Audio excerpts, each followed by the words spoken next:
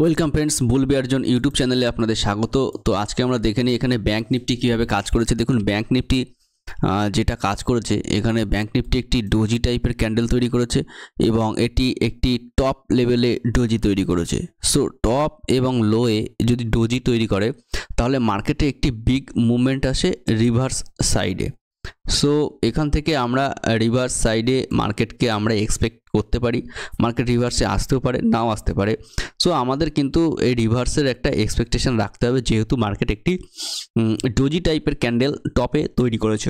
অর্থাৎ এর মানে হলো মার্কেট উপর দিকে কোনো মোমেন্টাম পাচ্ছে না, সেরকমভাবে মোমেন্টাম পায়নি, মার্কেট নিচে এসছে উপরে গেছে, কিন্তু যেখানে ওপেন সেখানেই তার কাছাকাছি জায়গায় ক্লোজিং করে মার্কেট কিন্তু এখান থেকে চলে গেছে। সো মার্কেটে এরপরে আমরা কীভাবে ট্রেড করতে, দেখুন ডোজি ট্রেড করা একদম সহজ।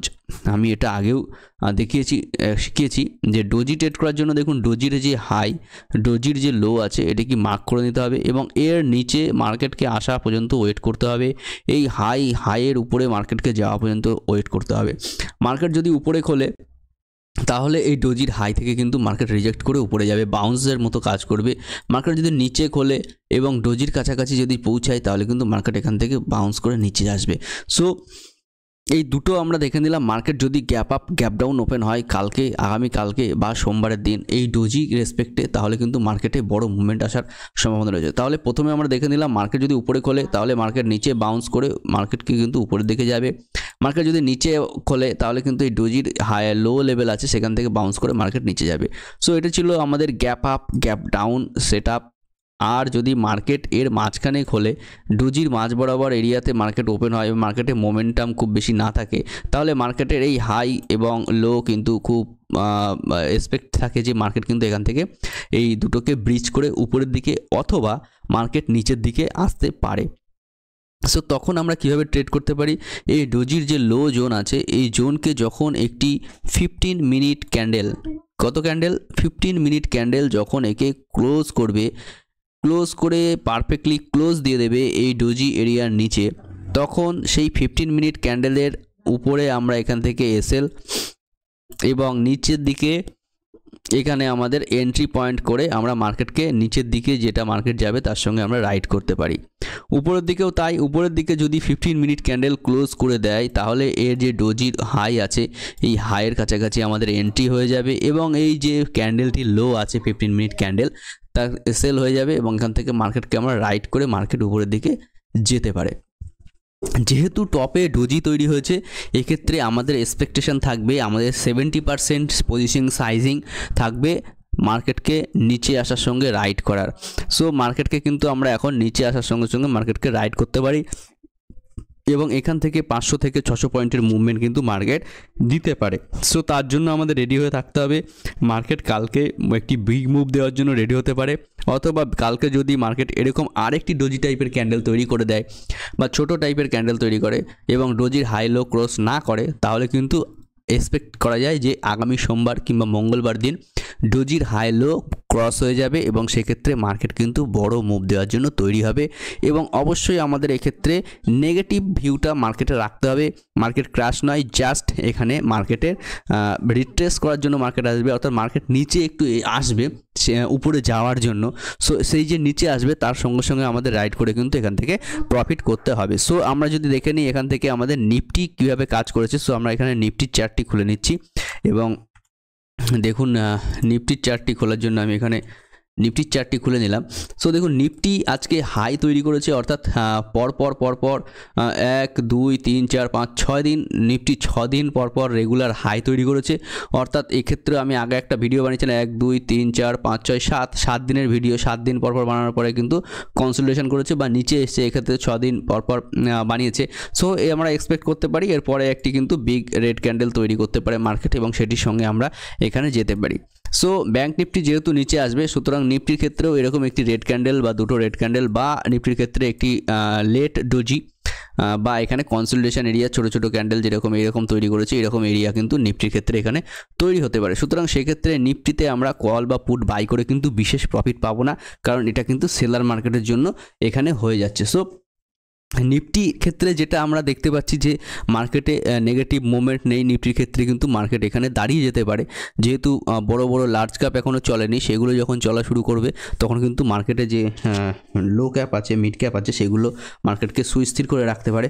সো মার্কেটে যে ভিউটা আছে এখানে ব্যাঙ্ক নিফটির ক্ষেত্রে, নিফটির ক্ষেত্রে কিন্তু সেটা আছে নিউট্রাল ভিউ। ব্যাঙ্ক নিফটির ক্ষেত্রে যেহেতু আমরা নেগেটিভ ভিউ রাখছি, নিফটির ক্ষেত্রে রাখছি নিউট্রাল ভিউ। সো আমরা এখানে দেখে নিই আমাদের বড় বড় যে কম্পোনেন্ট আছে সেগুলো কিভাবে কাজ করেছে। দেখুন ডিক্সি ইন্ডেক্স আমি খুলে নিয়েছি। সো এক্স্যাক্টলি কালকে যেটা আলোচনা করেছিলাম যে ডিক্সি কিন্তু একটি সাপোর্ট জোনের কাছাকাছি চলে এসছে। সো ডিক্সি এখানে একটি হ্যামার তৈরি করেছে। এরপরে কিন্তু ডিক্সি যে ডলার ইন্ডেক্স, সেটি কিন্তু এখানে একটি বড়সড় পজিটিভ ক্যান্ডেল তৈরি করতে পারে এবং সেটি আমাদের মার্কেটকে ক্র্যাশ করার জন্য, নিচে আসার জন্য কিন্তু যথেষ্ট হতে পারে। So be serious about this, কি মার্কেট এখানে একটি হ্যামার তৈরি করছে এবং হ্যামারের উপরে কিন্তু একটি বড়সড় ক্যান্ডেল তৈরি করতে পারে। আমরা এখানে দেখে নিই আমাদের ইউএস ডলার ইন্ডেক্স কি কাজ করছে। দেখুন ইউএস ডলার বা ইন্ডিয়ান রুপি, সেটি কিন্তু মার্কেটকে নেগেটিভ ভিউ দিচ্ছে না, সেটি মার্কেটকে পজিটিভ ভিউ দিচ্ছে। অর্থাৎ ডিক্সি যে ভিউ দিচ্ছে, ডলার তার উল্টো ভিউ দিচ্ছে। অর্থাৎ এই দুটোকে কিন্তু আমরা ক্রস ভেরিফাই করে কিন্তু এই দুটোকে নালিফাই করতে পারি। সো এই দুটো কোনো মুভমেন্ট আমাদের মার্কেটে ফেলতে পারবে না যতক্ষণ না আমাদের এই ডলার ইন্ডেক্স এটা 83.50 উপরে সাস্টেন করবে ক্লোজিং বেসিসে, তখন তারপরে কিন্তু মার্কেটে বড়সড় একটি কারেকশন আসতে পারে। সো মার্ক করে রাখুন এটি। চার্টের পাশাপাশি দেখে নিন এটিও যে 83.50 উপরে যাচ্ছে কিনা। যদি 83.50 উপরে মার্কেট কখনো যেতে শুরু করে, তাহলে কিন্তু মার্কেটে অবশ্যই এখান থেকে একটি বড়সড় কারেকশন আসার চান্স আছে এবং সেই চান্স আমরা নিয়ে কিন্তু মার্কেট থেকে একটি প্রফিট করতে পারি। সো সেই চান্সের সঙ্গে সঙ্গে আমরাও মার্কেটে অ্যাক্টিভ হয়ে যেতে পারি এবং তার সঙ্গে সঙ্গে আমাদের যদি কিছু ঘরে প্রফিট আসে, সেটা কিন্তু খারাপ নয়। সো আমরা দেখে নিই এরপরে আমাদের বড় বড় ব্যাঙ্কগুলো কি কাজ করছে। দেখুন এইচডিএফসি ব্যাঙ্ক কিং, যেটা আমাদের ব্যাঙ্কিং ইন্ডাস্ট্রির বস, এইচডিএফসি ব্যাঙ্ক, এরকম যেগুলো রয়েছে তিনটি বড় ব্যাঙ্ক যেগুলোকে আরবিআই বলেছে যেগুলো ফেল হওয়ার জন্য, কোনো সময় ফেল হতে পারে না, সেরকম ব্যাঙ্ক। দেখুন এইচডিএফসি এখানে ইনভার্টেড হ্যামার তৈরি করেছে, যেটাকে আমি বলি উল্টো হ্যামার, যেটি কিনা উপরে তৈরি হয়, অবশ্যই চার্টের উপরে তৈরি হয়। এখানে এইচডিএফসি ব্যাঙ্ক অনেক দিন ধরে চলেছে এবং এই যে রেজিস্ট্যান্স এরিয়াগুলো রয়েছে, এখানে এসে ডেইলি ক্যান্ডেলে উল্টো হ্যামার টাইপের ক্যান্ডেল তৈরি করে। যারা হ্যামার ক্যান্ডেলের সঙ্গে পরিচিত নন, তাদের জন্য আমি একবার এখানে রিভাইজ করে দিই যে হ্যামার ক্যান্ডেলের কিন্তু নিচে বডি থাকে এবং উপরে একটি উইক থাকে, এবং উপরের উইকের উপরে যে পজিশান থাকে সেটিকে হাই লেভেল এবং নিচে একটুখানি থাকে যেটা কি লো লেভেল বলে। এবং এই যে বডিটা, এটা ছোট বডি থাকে এবং উপরের দিকে কিন্তু একটি হাতুড়ির মতো একটি অ্যাকশন থাকে, যেটি একটি কিনা উল্টো দিকের হ্যামার, অর্থাৎ টপে তৈরি হয়। এবং নিচের দিকে যে হ্যামার তৈরি হয় সেটা নিচ থেকে বায়াররা পুশ করে হ্যামারটা তৈরি করে, অর্থাৎ এটি একটি প্রাইস অ্যাকশনের জন্য তৈরি হয়, যেটি কিনা এখানে বায়ার তৈরি হয়েছে, সেলাররা নিচে এসেছিল, বায়াররাও কিন্তু উপরে নিয়ে গিয়ে ক্যান্ডেলটিকে ক্লোজ করেছে, প্রাইসটিকে এখানে ক্লোজ করিয়ে দিয়েছে, সেই জন্য নিচের দিকে একটি উইক তৈরি হয়। এটি জাপানিজ টেকনোলজি। সো তারপরে কিন্তু এখানে হ্যামার তৈরি হয় এবং উল্টো হ্যামারের ক্ষেত্রেও তাই, প্রাইসটা উপরে গেছে কিন্তু বিয়াররা এখানে বসেছিল, সেই বিয়ার উপর থেকে প্রাইসকে নিচে নিয়ে এসছে এবং প্রাইস কিন্তু এখানে শেষ হয়ে গেছে, অর্থাৎ উপরের দিকে সাস্টেন করেনি এবং সেই জন্য একটি দাগ তৈরি হয়েছে, কিন্তু ক্লোজিং এবং ওপেন পয়েন্ট কিন্তু নিচে তৈরি হয়েছে। অর্থাৎ এই ক্ষেত্রে যে আমাদের ক্যান্ডেলটি আছে সেটিকে আমরা বলি উল্টো হ্যামার বা inverted hammer. So inverted hammer তৈরি হয়েছে এইচডিএফসি ব্যাঙ্কের ক্ষেত্রে, যেটি কিনা ব্যাঙ্কে কিন্তু নিচে নিয়ে আসতে পারে।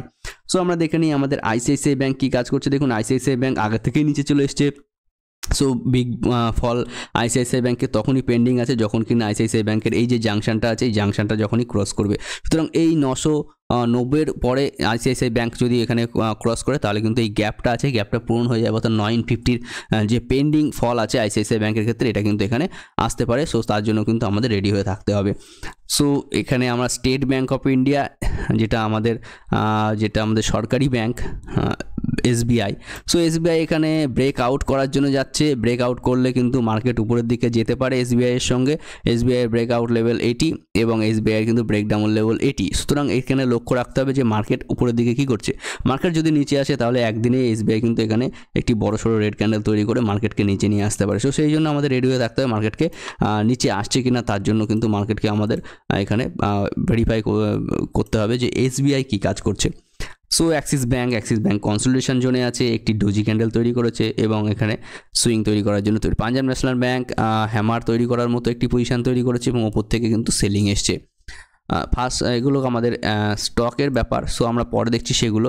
আমরা এখানে একবার দেখে নিই আমাদের আমেরিকান বিগ ব্রাদার্স কী করছে। সো এখানে দেখুন তারা হাইয়ের পর হাই একটি মাত্র নেগেটিভ ক্যান্ডেল তৈরি করেছে, তারপরে আবার হাই তৈরি করেছে এবং আমাদের যে টার্গেট আছে সেই টার্গেট ফিল করার জন্য কিন্তু মার্কেট যাচ্ছে। সো আমাদের টার্গেট আছে আমেরিকান মার্কেটকে যাওয়ার জন্য এখানে 40,000-44,000-এর কাছাকাছি। সো মার্কেট কিন্তু সেই দিকে মুভ করছে এবং এখান থেকে বিগ মুভ হতে পারে। সো আপনারাও এখানে রেডি থাকবেন, বড় সড়ো মুভ কিন্তু আসার জন্য। মার্কেটে যথেষ্ট পরিমাণে পয়সা প্রিন্ট হওয়া শুরু হয়েছে এবং সেগুলো মার্কেটে আসা শুরু হয়েছে। সো এরপরে আমরা দেখে নিই ন্যাসড্যাক, S&P 500 সবই কিন্তু ব্রেকআউট লেভেলের অনেকটা উপরে কাজ করছে। সো সেই দিকে মার্কেট টানছে, মার্কেট উপরে যাচ্ছে। মার্কেটে এখনও মুভ কিছুই আসেনি, মার্কেটে এখনও বিগ মুভ আসার জন্য অনেকটা তৈরি রয়েছে।